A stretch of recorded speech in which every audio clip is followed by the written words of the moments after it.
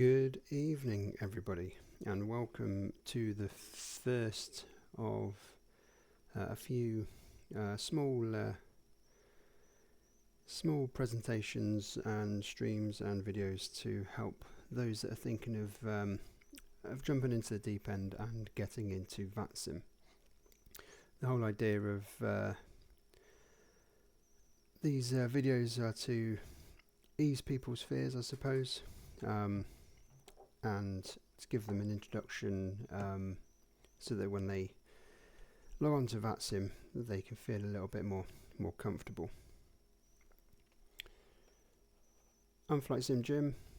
Please follow me Facebook, Instagram and Twitch is where I stream my flights, so please do follow and do pass on to any of your other flight sim buddies.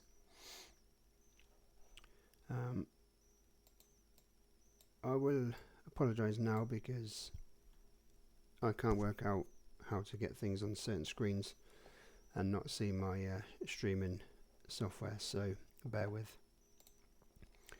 Okay, so what is VATSIM? VATSIM is a global online network for flight simulation enthusiasts. Okay, yeah, really big throughout the world. Okay.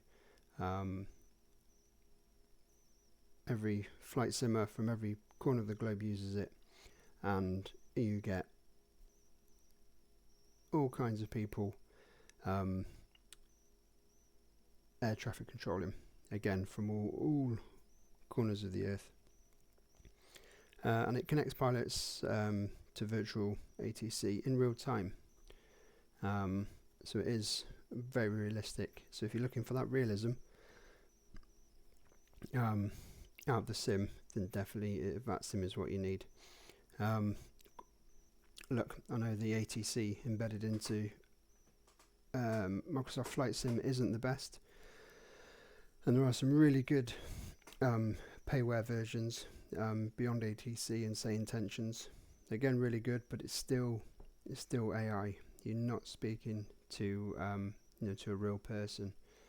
I get it if you want to use it as a confidence booster before building up before you go into VATSIM, but honestly, I would just jump straight in, and we will talk about how you do that in a minute. However, I can see the benefits of beyond ATC and say Intentions. You're not always going to get coverage on VATSIM.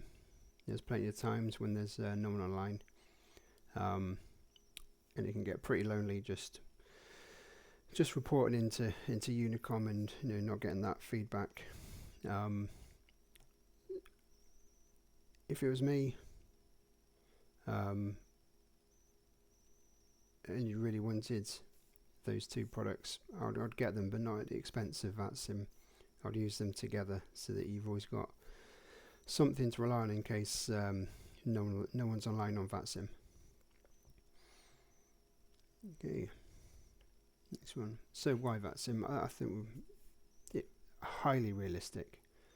Okay, just enhancing that realism for everyone. It's a great learning opportunity. Okay, not only does it educate the pilots, but also air traffic controllers as well. When you go online, which we will do, I'll bring it up very shortly. There is a wealth of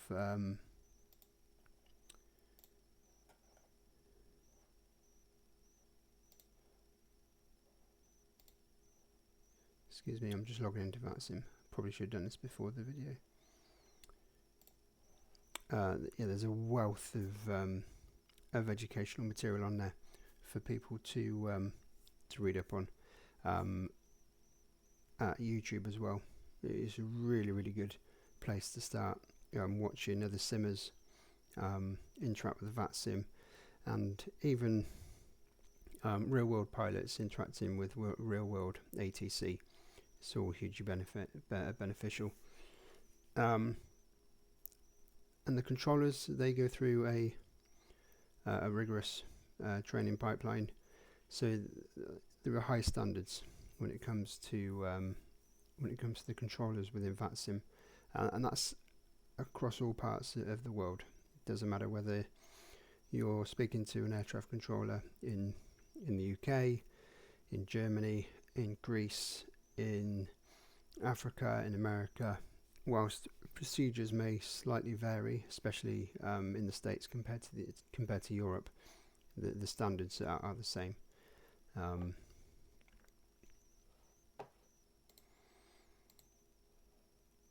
What are the requirements? Okay, VATSIM is free. Okay, again, another positive when it comes to weighing up those decisions with VATSIM or Say Intentions or Beyond ATC. It is free. You just type in VATSIM in your search engine, it comes up, you create an account and you log in, and that is it. Software required. Okay, vPilot is the only bit of software that you need. That links your VATSIM account and where you log or upload your flight plans to the sim. It also means that when you've got vPilot, you can see other people, other aircraft on the airport, on the taxiways. They're also on VATSIM and flying about. There's a couple of others, VATSIM radar, which you can get through VATSIM. I use that quite a lot to gives you a heads up of which ATC are on a line, so you're not surprised when you get the little buzz in your ear to say contact me. Yeah, you can plan ahead, and I find the successful flights I've had with VATSIM is because I've prepared and I've always been one step ahead of, right, okay, when I get to this waypoint I need to contact this controller, instead of kind of being blind or deaf. And then you've got VATSpy and VATScope, which are again just to see who's online, which ATC is online. VATScope's a mobile app which I sometimes use if I'm determining whether to jump on the sim and do a flight. So this evening we're only going to talk about delivery and ground. We'll split it up over a number of short lessons so we don't take up too much time. So it'll be delivery and ground, and then we will do a demonstration online in the sim on the ground, probably at Heathrow, so that we get the full benefit of ATC. And then we'll split it into tower and departure, and then center / control, which is predominantly when you're at cruise altitude and you're just cruising into someone's area, and it's just to say hello, I'm here, and they will confirm that they've got you on radar, and they won't bother you until you're due into another frequency, or there's no further ATC and they ask you to go to Unicom. And then the last one will be arrivals, and again tower and ground. The departure, the arrivals will get you around your arrival, so your star. Tower will get you on the ground, and then obviously ground will taxi you back to your gate. After each of those lessons, there'll be a demonstration of the following evening, or uploaded, so you can hear the reports and hear the how busy it can sometimes get. And then after the last kind of little lesson, I'll do a full flight where hopefully we've got full coverage of ATC. Okay, and without further ado. Okay, so roles and responsibilities of delivery ATC. Okay, they're basically there to ensure that pilots get an accurate pre-flight clearance, and that it's essential for a safe takeoff. Typo. So when you upload your flight plan, that will go to delivery. Just a note: delivery aren't always online. To be honest, I've probably only had delivery online 3 times, and every time it's been at Heathrow. So really busy airports. And Gatwick. So they'll make sure that your flight plan's correct. The most common ones is altitude, for cruising altitude, with the odd and even altitudes and whether you're going east and west, which is not an issue. So yeah, they'll do that. They'll give you information about the weather, and then they also coordinate with the other ATC to ensure a steady flow of traffic, and you're not waiting at the gate too long. Okay, so clearance request. So we're sat in our plane in our cockpit, and for this example we are at London Heathrow. We're in EasyJet A320 and we're going to Glasgow. So it will go like this. Heathrow delivery Easy 1234 at stand 509 is Airbus A320. Request an IFR flight to Glasgow. We have information Bravo on board. ATC will then come back. Easy 1234. Clear to Glasgow via the Ulmer 1 Golf departure. Initial climb 6,000 feet. Squawk 4321. And then the pilot will then you'll report back. Cleared via the Ulmer 1 Golf departure. Squawk 4321. And the ATC will reply Easy 1234 read back correct.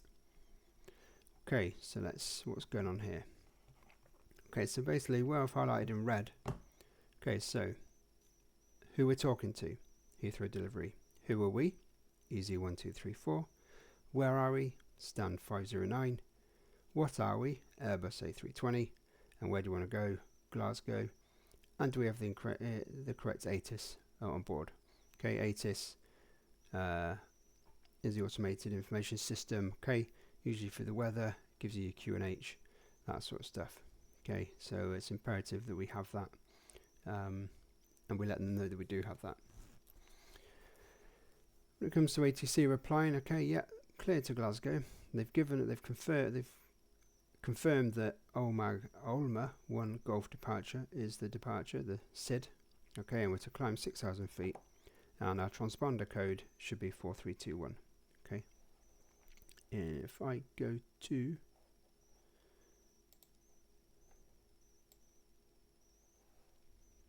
just take this up here. So this is our flight plan. Okay, and you can see there, Ulmer 1 Golf. Okay, so that ties in. Okay.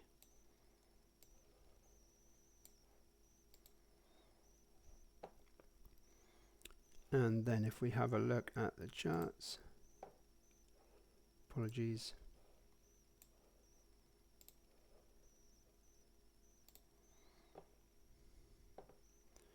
So we have a look at the chart. Yeah, our initial climb is 6,000. Okay, because we've got an altitude restriction or constraint up into Ulmer. Okay, unless ATC clears beforehand, obviously, but if they usually go by the chart and then let ATC worry about it.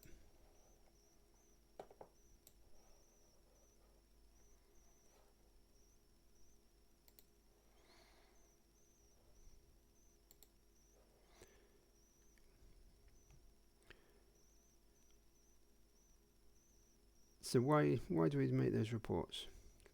It's crucial for ensuring the safety and efficiency in air traffic operations, and clear information sharing helps prevent misunderstandings.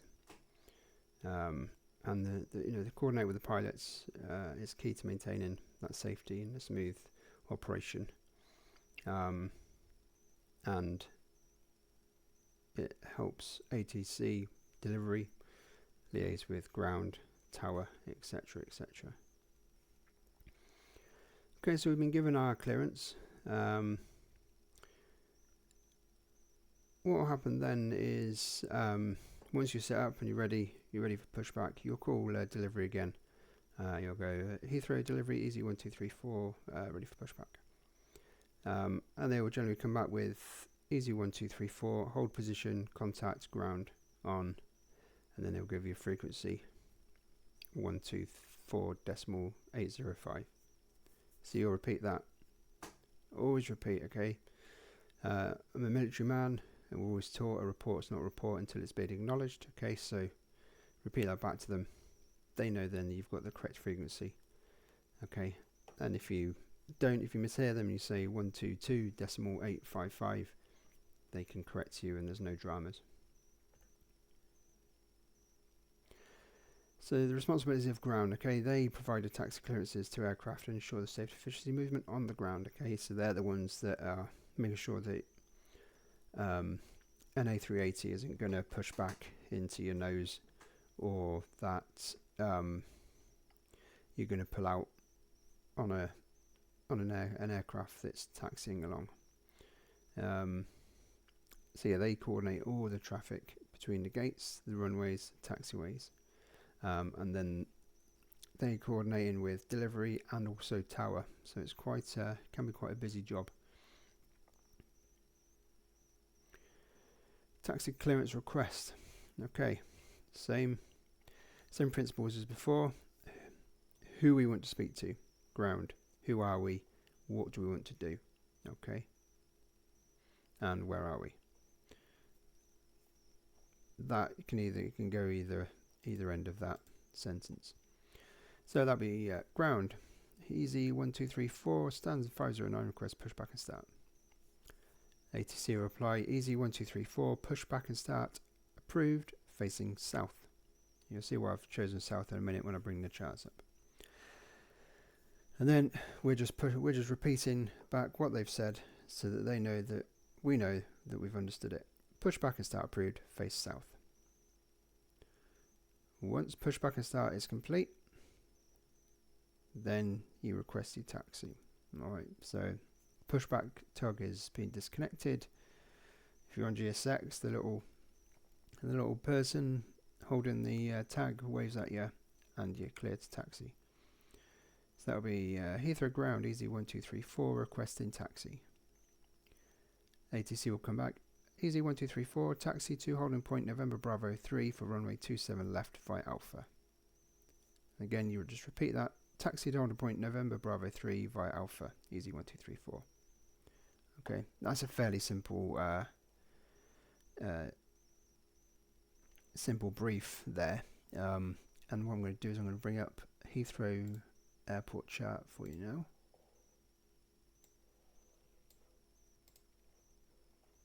So if you remember, I said we're at 509, so we are here. So we've pushed back, and remember I said south. The control, the ATC told us to push back and start facing south. Okay, so yeah, so we're facing towards down here. We then asked for taxi clearance, and they gave us taxi clearance. So via Alpha, so all the way down here. All the way down here, all the way down here, along here, parallel in the airport, at the runway, to November Bravo 3. Okay, so holding point there. Alright. However, you'll notice that there's these holding points here, Lockheed, Lomond. Don't need to worry about those for the minute. Vicas, Dasso, Oster, Hawker, and the links as well. Okay, so if you can imagine that you're over here somewhere and you're taxiing to, I don't know, say 09 right. You've got Foxtrot Bravo Alpha, you've got link 52, link 53. Okay, it can get quite confusing,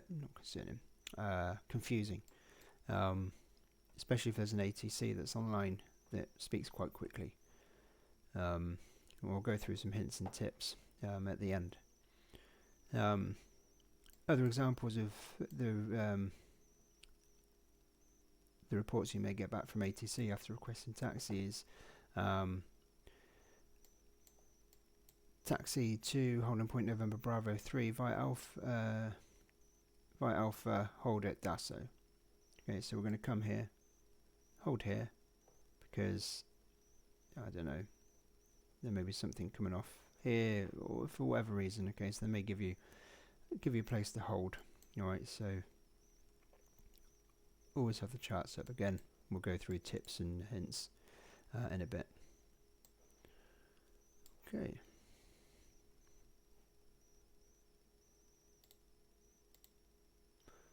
Communication protocols. Alright, standard phraseology. Okay, like anything. Okay, there's the standards so that everyone knows what everyone else is speaking about. Yeah, clarity and understanding, as it says there. It minimizes misunderstandings. Because if you're using an incorrect phrase, that might put the ATC off. They may give you the wrong information. Alright, so make sure that you're using standard phrases. And it's also familiar. And as you get more experienced, you'll then start knowing what to expect next. Okay, so I've just come off the runway, and I should be expecting ground to tell me to go right on Alpha, hold here. And then you'll get that, and then that kind of pressure that people feel on VATSIM sometimes will slowly fade. Excuse me, because you know what you're going to be listening out for. Yeah, always listen before transmitting. Apologies, I missed that one out. And it's in red. Busy airports, there's a lot of over talking. Again, military man, submariner. I hate people over talking pipes. Which is reports over a main broadcast on a submarine system.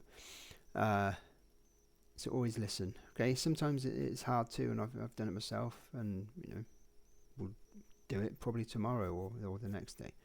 But always try and listen. Okay. If you're on VATSIM and you can hear an aircraft has requested clearance, and the ATC has given them that clearance, and there's a wee pause whilst the pilot is jotting down or getting prepared what to say, don't butt in, because alright, that pilot needs to read that back, so I'm not going to speak now. So yes, just being sensible with it. And if in doubt, ask. Okay, if you're not sure about anything that ATC have asked of you, then ask. Remember, I know it's only a sim. However, real life, the pilot is ultimately responsible for the safety of that aircraft. He can't blame it on ATC. He's responsible for that. They are responsible for that aircraft. So, if in doubt, ask. So, key takeaways. What have we learnt? Well, I hope you've learnt quite a bit, or a little bit. If you learn a little bit, that's fine. Key takeaways. Accurate, clear communication is essential on VATSIM. I've just reiterated the point there. Okay, it will save you a whole world of hurt. Always confirm you have the latest ATIS. Okay, because if you've not, how do you know what the barrow is? How do you know what the pressure? You could be taken off the wrong setting. Unless you're blind and not looking out your window.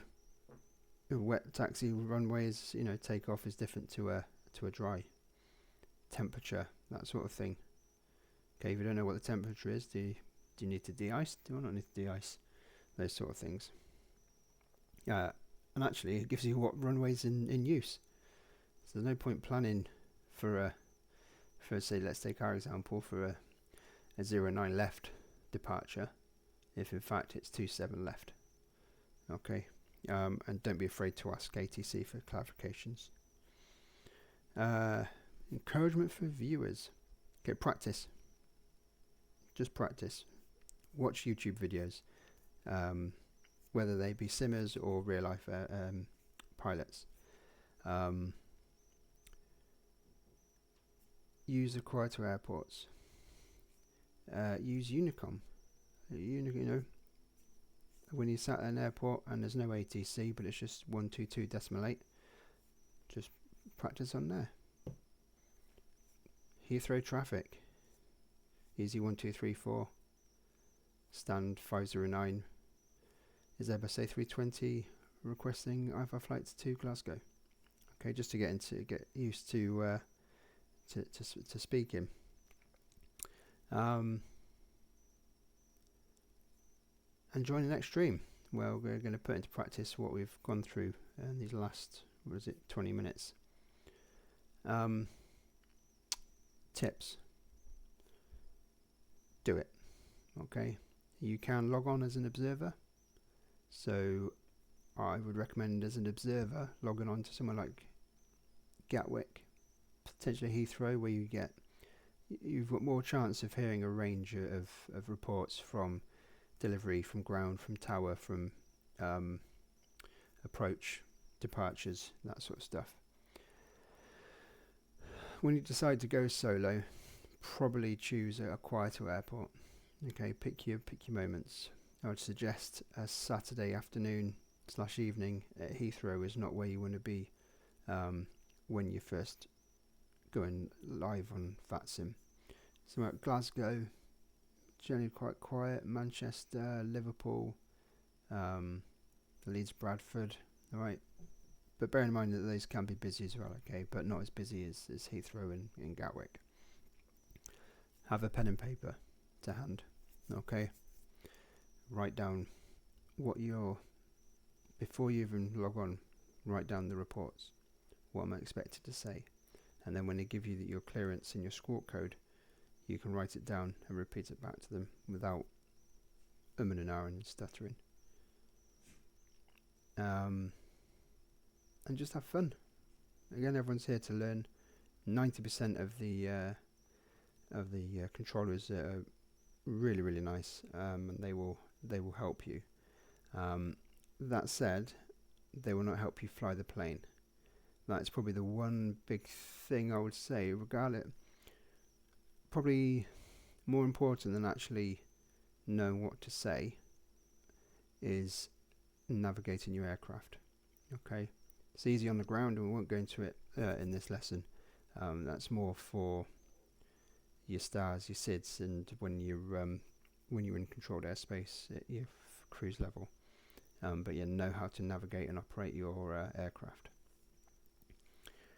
And apart from that, I hope you've had fun. Oh, quickly, I did say I was going to bring up VATSIM, which I'll do now, if I can.